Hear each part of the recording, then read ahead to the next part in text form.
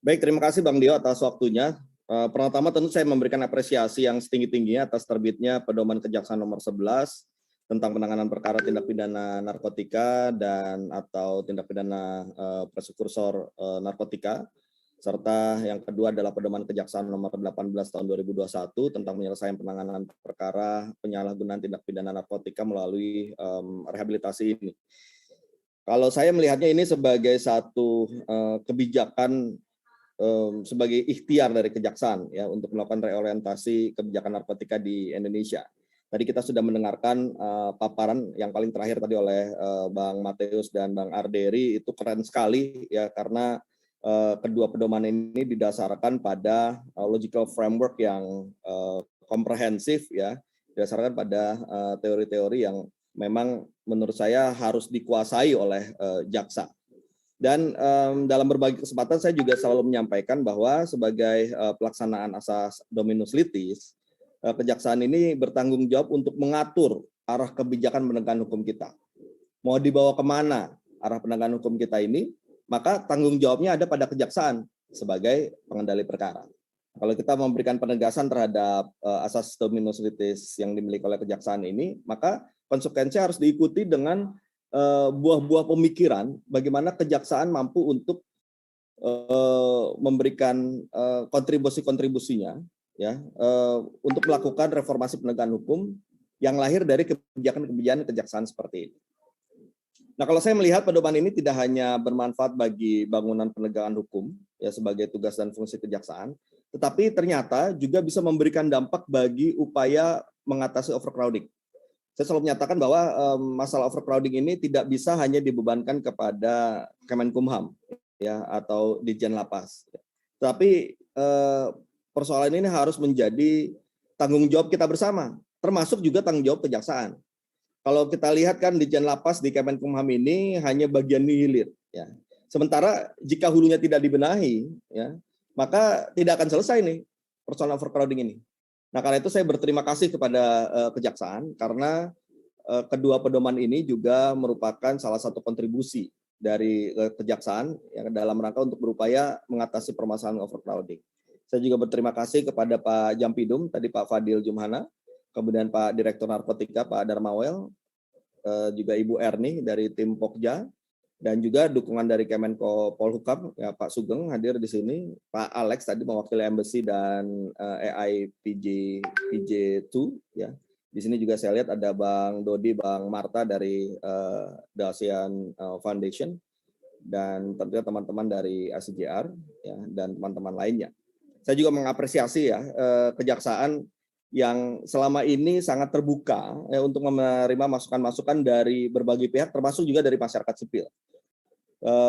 Banyak kalau saya lihat ya banyak masukan yang berbuah pada kebijakan konkret seperti dua pedoman ini. Sebelumnya juga sudah ada pedoman seperti pedoman nomor 1 tahun 2021 terkait penanganan perkara perempuan dan anak. Kemudian ada pedoman lain yang juga arahnya pada satu upaya kita untuk melakukan reformasi terhadap proses penegakan hukum di Indonesia. Nah, saya juga mengetahui bahwa dalam rangka penyusunan pedoman-pedoman ini juga melibatkan diskusinya dengan masyarakat sipil ya seperti IGRS ya yang dipimpin Bang Dio yang menjadi moderator ini.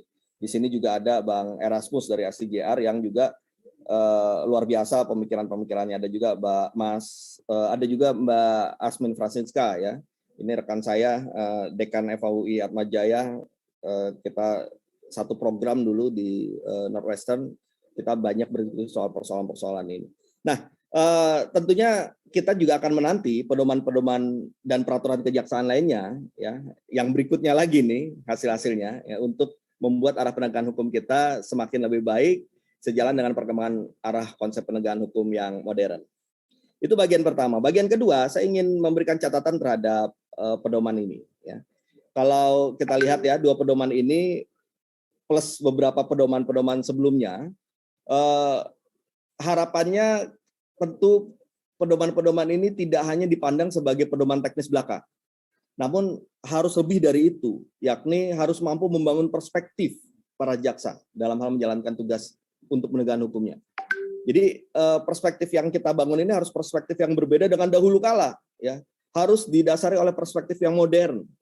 Perspektif apa yang modern? Perspektif yang memandang hukum bukan lagi sebagai sarana balas dendam, sebagai sarana penghukuman semata, sebagai sarana penjeraan semata gitu. Tapi harus dilihat hukum ini sebagai sarana untuk memperbaiki, sarana untuk memulihkan, sarana untuk membangun kesadaran hukum masyarakat ya dalam melihat penegakan hukum yang modern pada saat ini.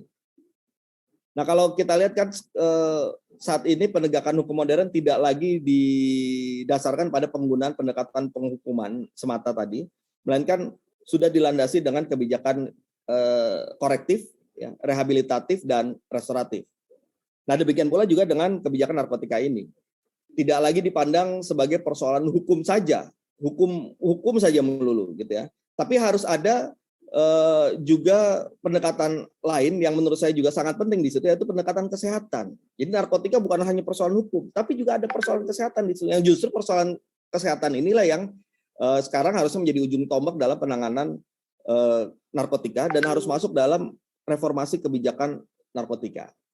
Nah, tadi sudah disebut-sebut juga bahwa kejaksaan sebagai pemegang dominus litis ini menurut saya juga harus mampu untuk melihat penegakan hukum ini sebagai bagian dari kebijakan narkotika secara komprehensif. Dulu saya pernah mengajar filsafat hukum ya di jurusan filsafat Fakultas Ilmu Budaya UI, yang salah satunya ada submaterinya soal economic analysis of law, ya. Yaitu bagaimana mengkaji hukum dengan menggunakan teori ekonomi. Tadi seperti yang disampaikan oleh Matius dan Arderi tadi ya. Nah, salah satu yang menjadi dasar teori ekonomi itu adalah dikaitkan dengan human behavior, perilaku manusia. Jadi kita harus menyesuaikan perilaku manusia ini seperti apa. Ya. Manusia ini sejatinya dia akan selalu mengejar titik equilibrium untuk efisiensi. Nah, ini akan berkaitan dengan supply and demand.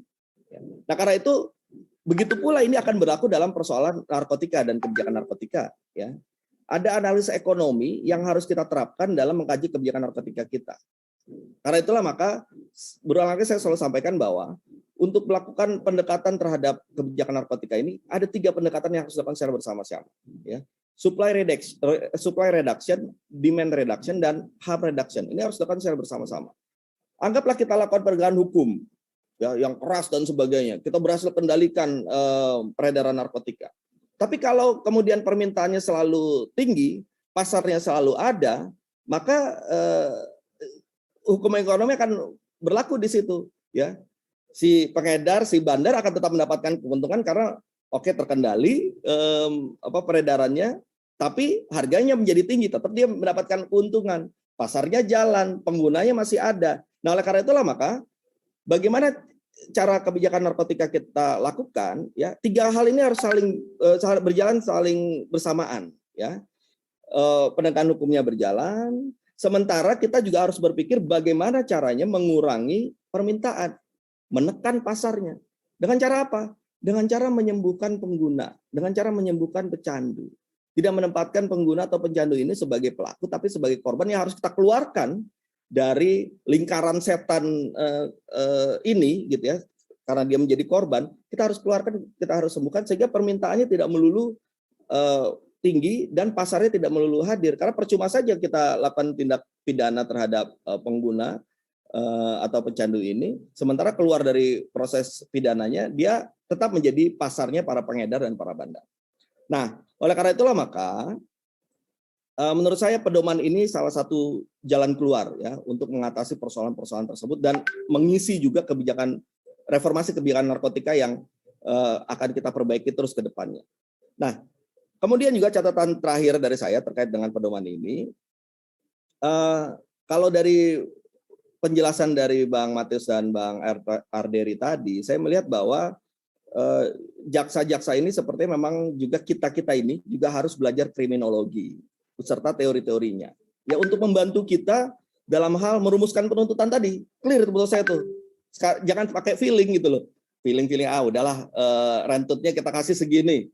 Ini kayaknya orangnya ngeselin nih, tampangnya ngeselin, tinggiin. Wah, ini tampangnya memelas, padahal dia mungkin canggih kejahatannya, tuntutannya rendah.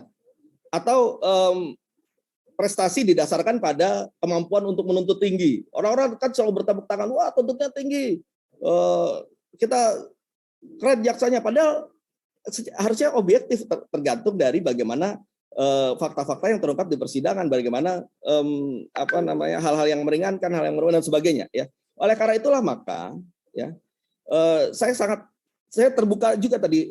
Saya terima kasih sekali sama IJRS tadi ya.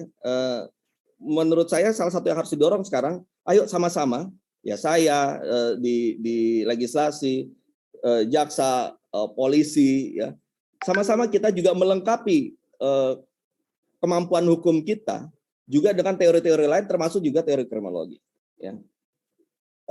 Kita harus belajar penologi, kita harus belajar penentesier ya. Itu juga saya lakukan ketika saya mulai juga mengawasi juga persoalan-persoalan ini. Jadi ke depan coba kita juga kasih materi-materi juga kepada kita semua selaku teman-teman selaku penegak hukum ya, untuk juga kita mempelajari teori-teori kriminologi ini untuk memperkuat basis kerja-kerja kita, khususnya ya dalam hal ini ketika kita bicara soal kejaksaan adalah bagaimana kita merasionalisasi penuntutan yang kita lakukan ketika kita melakukan tugas kita ini.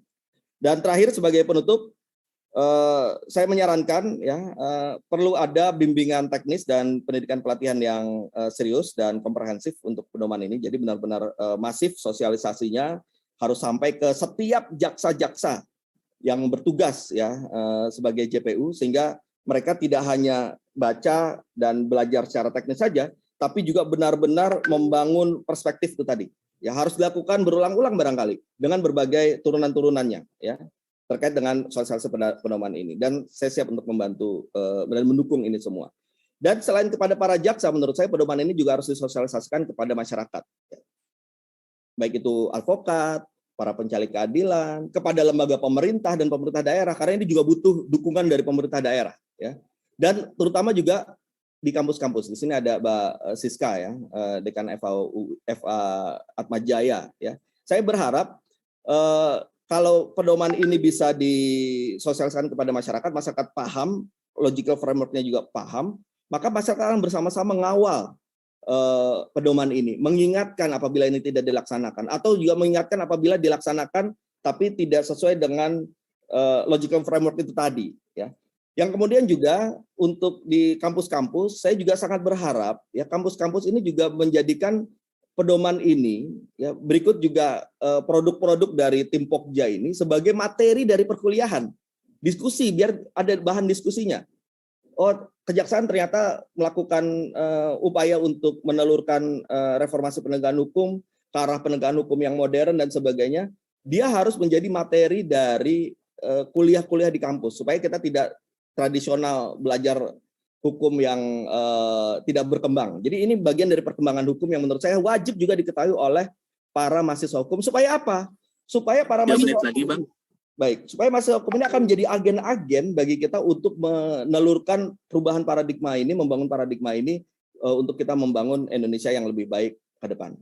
Oleh karena itu saya akan dukung terus ya dalam berbagai kesempatan untuk pedoman ini, termasuk di Lampung yang direncanakan jadi pilot project. Dan terima kasih atas semuanya. Salut untuk kejaksaan, maju terus, dan terima kasih buat teman-teman yang selama ini juga banyak memberikan bantuan dan saran masukan bagi kejaksaan. Terima kasih. Wassalamualaikum warahmatullahi wabarakatuh.